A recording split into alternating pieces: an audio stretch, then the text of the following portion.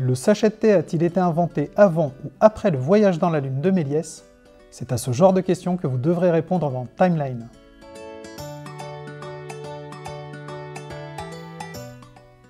La boîte contient 110 cartes et une règle de jeu. Au recto de chaque carte, on trouve son nom ainsi qu'une illustration. Le verso est similaire au recto et contient en plus la date.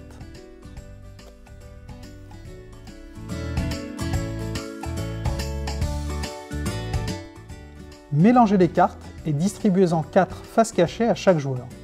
Chacun les étale devant lui, sans consulter le verso.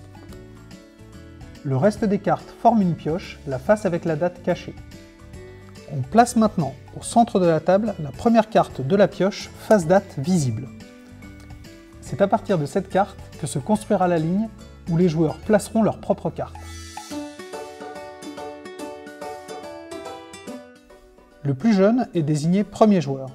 Chacun jouera ensuite à tour de rôle dans le sens des aiguilles d'une montre. Le premier joueur choisit une de ses cartes et la place sans la retourner à côté de la carte centrale pour constituer la frise chronologique. S'il estime que la date de la carte qu'il a choisie est antérieure à la date de la carte centrale, il place sa carte à gauche. Sinon, il la place à droite. Une fois la carte placée, le joueur la retourne face date visible pour vérifier si elle est bien positionnée dans la ligne. Si la carte est bien positionnée, elle reste en place et le tour passe au joueur suivant. Si la carte est mal positionnée, le joueur la retire et la range dans la boîte. Il pioche alors une nouvelle carte qu'il range devant lui et le tour passe au joueur suivant. Si le premier joueur a bien positionné sa carte, le joueur suivant a le choix entre 3 places. Si le deuxième joueur a bien positionné sa carte, le joueur suivant a le choix entre 4 places. La frise chronologique s'allonge ainsi au fur et à mesure de la partie. Si 2 cartes ont la même date, elles peuvent être placées côte à côte. Petit conseil, essayez de jouer les cartes sur lesquelles vous avez un doute lorsque la frise chronologique est encore courte, et gardez les cartes dont vous êtes sûr pour la fin de partie. Cela devrait vous faciliter la tâche.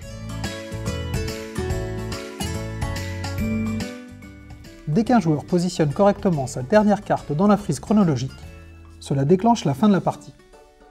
On finit alors le tour de table pour que tout le monde ait joué le même nombre de fois.